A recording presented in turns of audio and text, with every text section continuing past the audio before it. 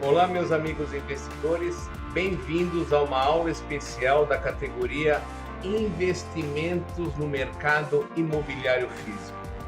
Hoje nós vamos esclarecer uma dúvida de um colega investidor que eu a tornarei pública, lógico, mantendo a descrição tanto do nome como da instituição empreendedora, né, responsável pelo caso.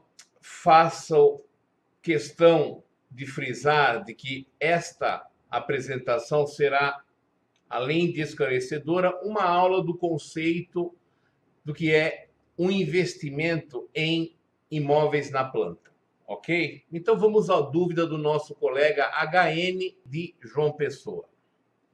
Professor CR, comprei um apartamento na planta em João Pessoa no final de 2012. Dei uma entrada de 30 mil e venho pagando parcelas mensais e pontuais de 12 em 12 meses. Só para complementar, esta construtora é uma das maiores de João Pessoa. A obra, hipotecada pelo Bradesco, deveria ter sido entregue em dezembro de 2016. E já se passaram a carência de 6 meses regulamentares previstos no contrato.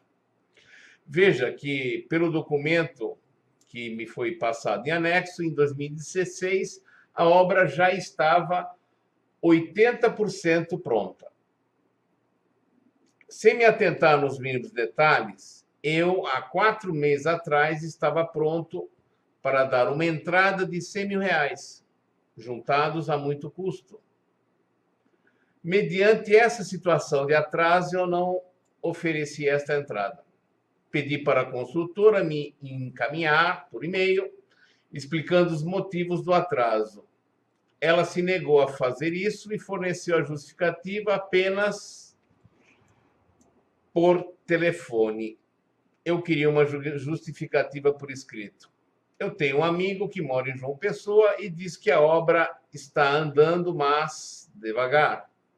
No momento, estou em Belém do Pará. Independente de tudo isso, minhas dúvidas e perguntas são: se a obra estava hipotecada, por que houve atraso? O Bradesco não é o financiador?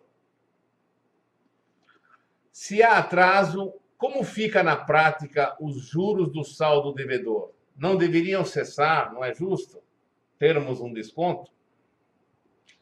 Eu entro na justiça e pronto ou não? É a terceira pergunta do nosso colega HN. Professor CR, este apartamento hoje é o principal foco de minha vida. Preciso de uma orientação com os profissionais que o senhor conhece da parte de imóveis. Preciso de um rumo. Ficaria muito agradecido por esta informação importante. Abraços, HN.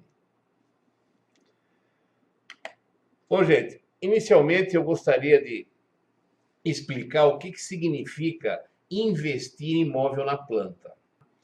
Certos investidores optam para este tipo de investimento que incorre risco, né? Porque você está antecipando valores para uma construtora que você não sabe se ela vai terminar a obra, né? Então, o maior risco é justamente isso daí, é interrupção, né, no processo de construção ao longo do contrato.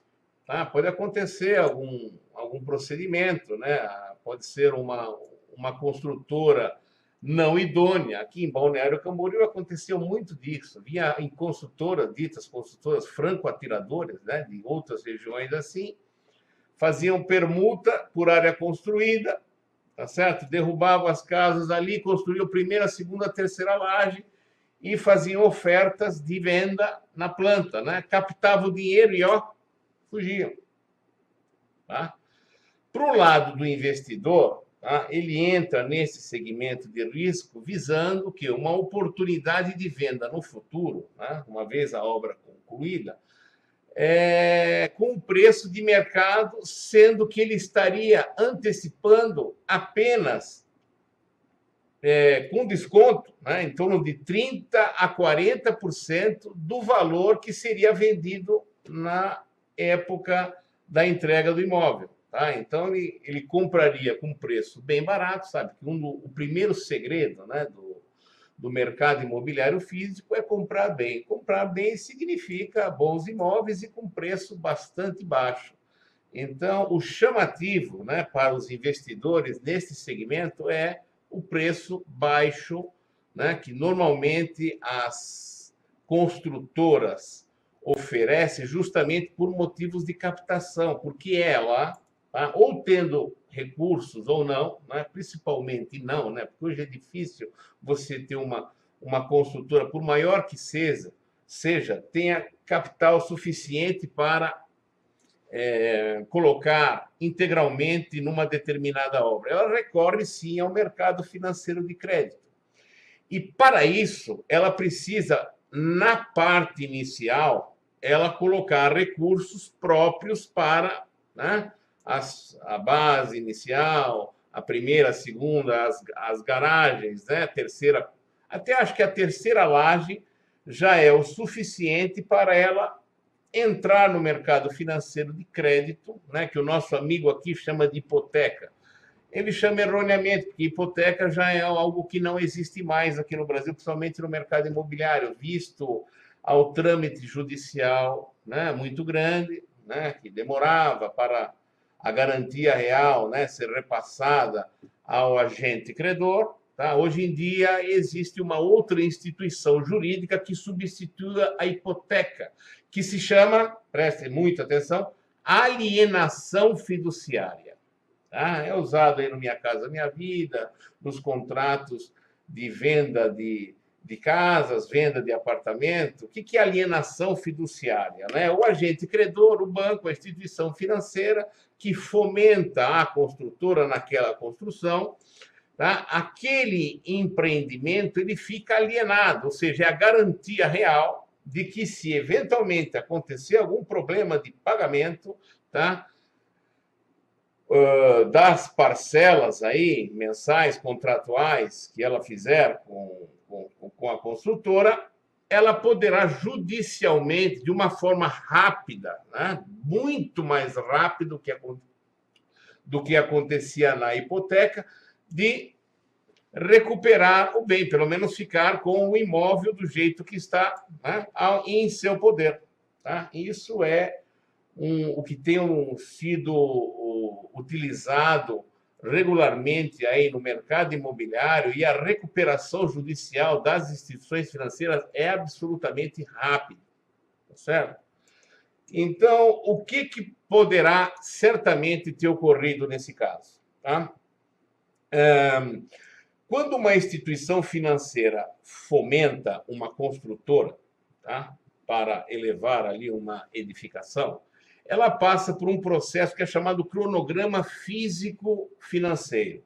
Ou seja, um engenheiro contratado pelo banco faz uma análise do projeto estrutural, arquitetônico, o cronograma, né, apresentado pela empresa da execução da obra, e o dinheiro acordado, né, de financiamento para essa construtora, ela será aos poucos repassada para ela conforme, né, as etapas vão ocorrendo, vão sucedendo, sempre com aval, lembrando, deste engenheiro contratado pela instituição financeira. Pelas regras do mercado, a construtora, antes do primeiro pagamento desse empréstimo, ela tem uma carência aí de 6 meses, certo? De 6 meses antes de pagar o primeiro payment, tá? O primeiro PMT, a primeira anuidade, a primeira parcela, a primeira prestação deste crédito imobiliário. Tá? Só que sabe-se, né, que vocês fizeram a aula comigo, quando você não paga juros, tá? Durante o período, quando você não paga a prestação durante o período de carência, os juros serão incorporados, né, capitalizados e incorporados ao saldo devedor. Tá? Então, o que acontece? Tá? Principalmente no momento de crise, como nós estamos vivendo, está acontecendo isso aqui em Itajaí, em Balneário Camboriú. No momento de crise, clientes da construtora, né, os mutuários, chamados mutuários, eles cessam os pagamentos. Acontece muitos distratos, tá certo? Porque as pessoas perdem o emprego, tá certo? E não têm condições financeiras de continuar pagando as prestações do contrato de compra e venda que elas fizeram, tá certo? Então eu recordo um amigo de um amigo não, um irmão de um mecânico meu ali está no setor aqui de Itajaí de mercado imobiliário, né, construído, diz que quase 70% do prédio que estava quase pronto para entregar foram feitos distratos, tá certo? Porque o pessoal não tinha mais condições de dar continuidade ao pagamento. E isso eu acho que a nível nacional está acontecendo bastante, porque vocês sabem, nós estamos vivendo, infelizmente, num momento de recessão, né, com muito desemprego, então as pessoas estão dando prioridades mais ao quê? A comer, né, a sobreviver, do que este sonho da casa própria, do apartamento próprio e assim por diante. Então é comum as construtoras estarem, né, com a situação financeira comprometedora, causando problemas, né, ao mutuário desse tipo aqui. Ele estava estabelecido no contrato, né, apesar de ele já estar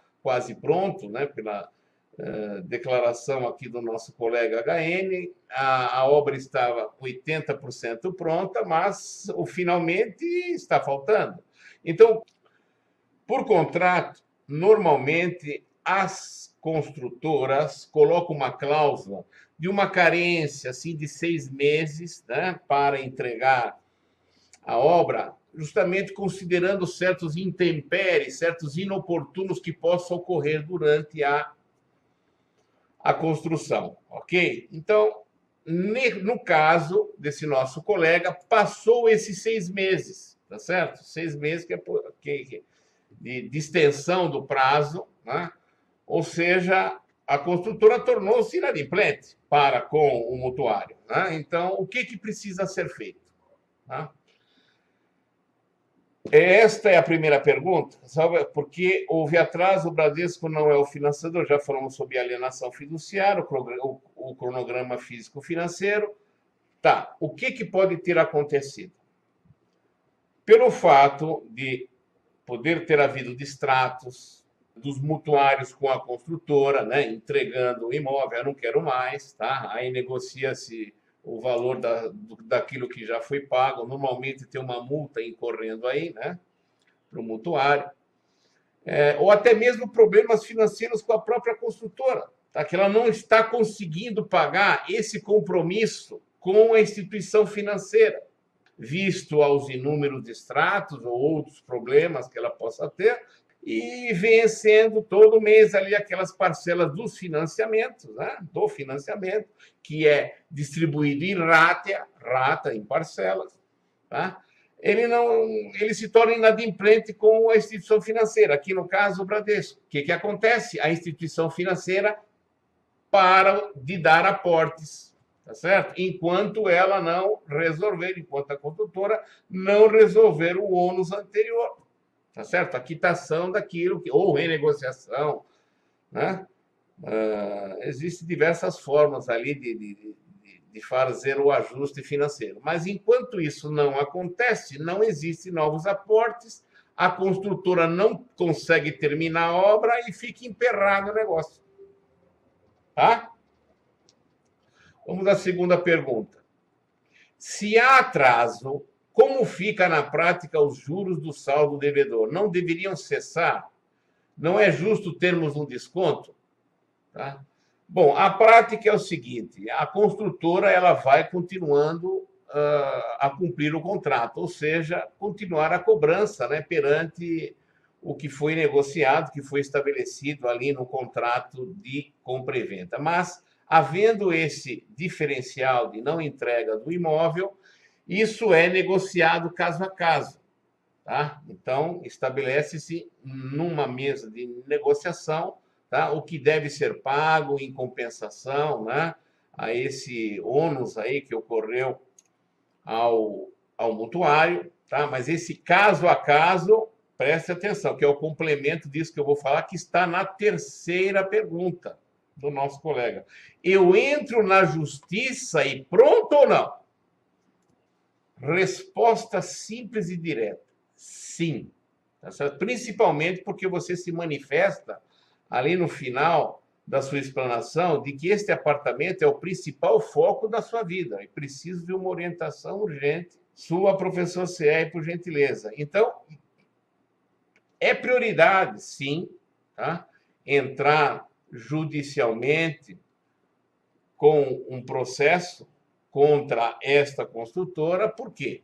Porque você está sendo lesado, né? Pelo prazo, e eventualmente você estaria planejando casar, né, na entrega, o próximo da entrega do imóvel, né? Então isso houve uma desestruturação no teu status quo. Então compete uma ação judicial, tá certo? Compete uma ação judicial contra a construção de perdas e danos morais, tá certo?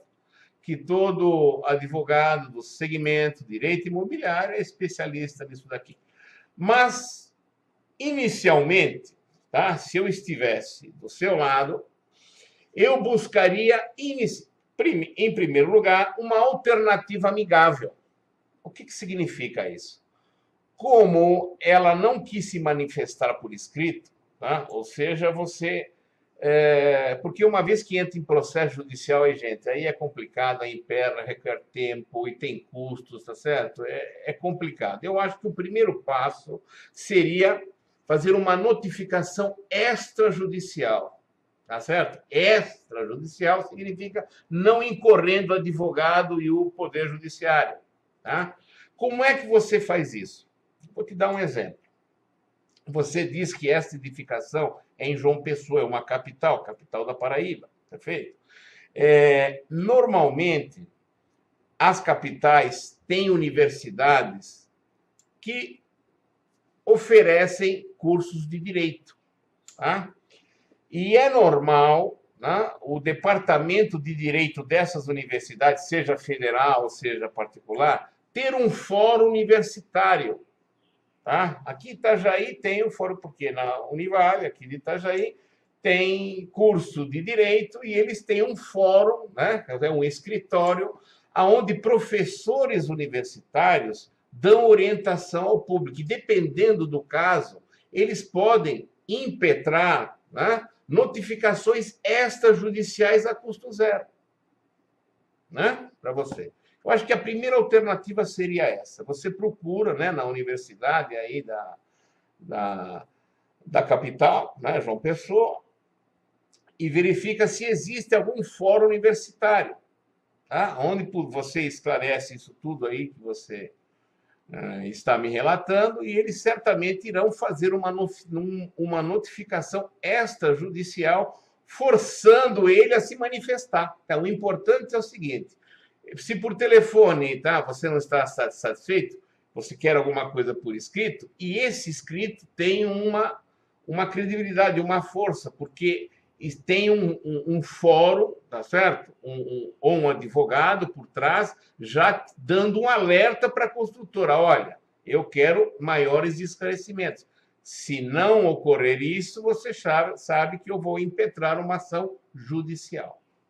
Tá certo? Não é lei, gente, não é lei. Mas muitas jurisdições do Brasil costumam, tá, negociar o seguinte: existe a negociação, né, que isso também é feito extrajudicialmente, na mesa de negociação ali, tá certo? Quando uma vez ela intimada, perfeito? Ela tem que se sujeitar a negociar. Uma das formas de negociação é o seguinte: aquele período em que a construtora ficou com ônus a você mutuário, ou seja, ela não entregou no tempo hábil. Então, considera o contrato mais 6 meses, tá certo? Que é aquela carência normal que existe.